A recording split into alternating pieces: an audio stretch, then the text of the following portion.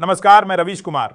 देश अभी गहरे सदमे से उबरा भी नहीं है कि प्रधानमंत्री नरेंद्र मोदी देश के मुखिया होते हुए 5 दिन के लिए 3 देशों और G7 समिति के लिए विदेश दौरे पर निकल चुके हैं। यदि आपके मन में कोई भी क्षोभ या क्रोध की भावना मोदी जी के प्रति उत्पन्न हो रही हो तो एक बार गृह मंत्री अमित शाह का अहमदाबाद प्लेन क्रैश पर बयान सुनिए।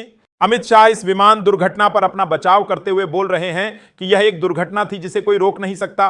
यह ठीक वैसा ही बयान है जैसा एक बच्चा स्कूल में अपना बचाव करते हुए कहता है कि होमवर्क इसलिए नहीं किया क्योंकि कलम में स्याही नहीं थी। यह तो बहुत ही उच्च तकनीक हो गई। अगर यही तरीका लाल बहादुर शास्त्री जी अपनाते तो शायद उन्हें ट्रेन हादसे के बाद इस्तीफा नहीं देना पड़ता। ठीक ऐसे ही प्लेन क्रैश के बाद शिवराज पाटिल को भी इस्तीफा नहीं देना पड़ता। तो दोस्तों, आज के इस अति महत्वपूर्ण वीडियो में आगे बढ़ते से पहले आप हमारे इस नए चैनल प्राइम टाइम रवीश को सब्सक्राइब जरूर करें। तो दोस्तों, गृह मंत्री अमित शाह ने कहा कि इस घटना से पूरा देश स्तब्ध है, लेकिन यह एक दुर्घटना है जिसे कोई नहीं रोक सकता। उन्होंने कहा कि जिन लोगों की मृत्यु हुई है उनके परिवारों के प्रति संवेदना व्यक्त करता हूं। गृह मंत्री अमित शाह ने कहा कि ऐसे मौकों पर ही हादसों के प्रति हमारी तैयारियों की परख होती है। उन्होंने बताया कि बेहद कम समय में तमाम एजेंसियों ने मिलकर काम किया है। शाह ने कहा कि डीएनए परीक्षण के बाद मृतकों के शव उनके परिवारों को सौंपे जाएंगे। अमित शाह ने कहा कि विमान का टैंक पूरा भरा हुआ था, जिसके कारण जब दुर्घटना हुई तो तापमान इतना अधिक हो गया कि यात्रियों को जीवित बचाने का अवसर ही नहीं मिला। प्रधान सेवक की तस्वीरें तो वायरल की जा रही हैं, मगर यह नहीं बताया जा रहा कि प्रधान सेवक ने जिम्मेदारी किस पर तय की है। विपक्ष में प्रधान सेवक से इस्तीफे की मांग उठ रही है, वह भी उन्हीं के वरिष्ठ नेता की ओर से। यह मांग की जा रही है कि प्रधानमंत्री मोदी और गृह मंत्री अमित शाह इस्तीफा दें ताकि निष्पक्ष जांच हो सके। मगर घटनाओं का चाहे कितना भी गंभीर स्वरूप क्यों न हो, इस्तीफा हो या जवाबदेही, भारतीय जनता पार्टी के लिए राज तिलक और फोटोशूट से इतर कुछ करना बहुत मुश्किल लगता है।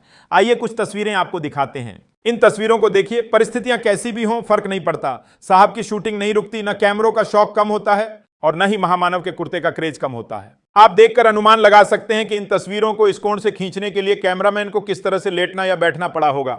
हर वार्ता में कितने कैमरे कितने एंगल से फोटो खींचते हैं ये तो हम नहीं जानते, मगर तस्वीरें ऐसी हैं कि साहब जरूर खुश हो जाएंगे। इसी बीच लोग पूछ रहे हैं कि अगर वाकई में यह शूटिंग नहीं थी तो पूरे वीडियो में आवाज क्यों नहीं है। ठीक वैसे ही जैसे प्रधान सेवक के दौरे से कुछ घंटे पहले इसी स्थान पर इसी समय पर एक रील बनी थी, जिसे किसी और ने नहीं, खुद देश के नागरिक उड्डयन मंत्री ने बनाया था। उन्होंने दुर्घटना स्थल पर जाकर रील बनाई, उस पर संगीत भी लगाया और सोशल मीडिया पर पोस्ट भी की। हो सकता है वो तस्वीरें आपको याद हों। अगर याद नहीं है तो फिर से देख लीजिए और याद करिए। हमारे देश के नागरिक उड्डयन मंत्री उस वक्त संगीत के साथ रील बना रहे थे जब लोग मर रहे थे, मगर साहब ने थोड़ी झिझक दिखाई। उन्होंने तस्वीरें तो खिंचवाई लेकिन संगीत के साथ पोस्ट नहीं की। खैर, अहमदाबाद विमान हादसे के बाद कई तरह के सवाल लगातार उठ रहे हैं।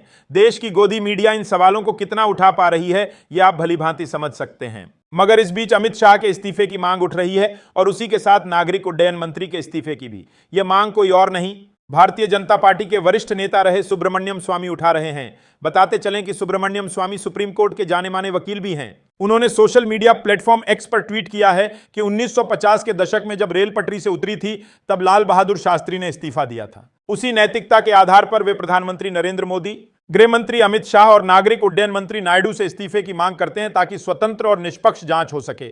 मोदी और उनके साथी अब तक जो कुछ कर रहे हैं वह केवल दिखावा है जिसे रोका जाना चाहिए, ऐसा सुब्रमण्यम स्वामी का कहना है। मगर एक बात से सभी परिचित हैं, मोदी सरकार में इस्तीफे नहीं होते, हादसे होते हैं, मंत्री रील बनाते हैं, लेकिन जिम्मेदारी तय नहीं होती। ठीक वैसे ही पहलगाम आतंकी हमले के बाद भी सुब्रमण्यम स्वामी ने नैतिकता के आधार पर गृह मंत्री अमित शाह से इस्तीफे की मांग की थी। मगर नैतिकता का पाठ पढ़ाने वाले वही लोग आज नैतिकता भूल चुके हैं, वही लोग जो 2014 से पहले नैतिकता के आधार पर इस्तीफे मांगा करते थे। मगर हम आपको याद दिला दें, जब कोलकाता फ्लाईओवर गिरा था तब आपने कहा था कि यह भगवान का संदेश है कि टीएमसी को हटाओ। तो अब जब अहमदाबाद प्लेन क्रैश हुआ और 242 लोगों की जान चली गई तो क्या यह भगवान का संदेश भारतीय जनता पार्टी के लिए है या नहीं, यह भी साहब को खुद बताना चाहिए। विमान दुर्घटना जांच ब्यूरो यानी एआईबी को विमान दुर्घटनाग्रस्त होने के मामले की जांच सौंप दी गई है। सवाल सिर्फ हादसे का नहीं है बल्कि जवाबदेही और जिम्मेदारी का है। सिर्फ तस्वीरें खिंचवाकर साहब उन सैकड़ों लोगों की मौत को भुला देंगे जैसे रेल हादसों में होता आया है। क्या एक विमान को सिर्फ दुर्घटना मानकर हम भूल जाएंगे? क्योंकि सवाल सिर्फ हादसे से जुड़े नहीं हैं। इस हादसे की वजह ने लोगों के मन में बेचैनी और दहशत भी पैदा कर दी है। बात सिर्फ विमान क्रैश की वजह तलाशने की नहीं रह गई है।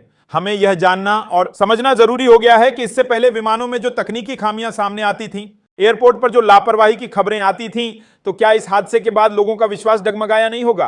क्या अब लोगों को यह नहीं लगने लगा है कि एयर इंडिया के भीतर सब कुछ ठीक नहीं है, एयरपोर्ट की व्यवस्थाएं भी लचर हैं? कभी प्लेन के एयर कंडीशनर खराब होने की खबर आती है, कभी टूटी हुई कुर्सियां, तो कभी टीवी नहीं चलने की शिकायत। वहीं खाना भी बहुत खराब बताया जाता है। यह नहीं कहा जा सकता कि इन्हीं वजहों से हादसे हुए होंगे, मगर हम ये जरूर याद दिला रहे हैं कि अव्यवस्थाओं के कारण यात्री वर्षों से परेशान होते आए हैं और आज भी हो रहे हैं। अब आखिरी सवाल आप लोगों से, क्या इस दुर्घटना की जिम्मेदारी लेते हुए मोदी, शाह और नायडू को इस्तीफा देना चाहिए या नहीं?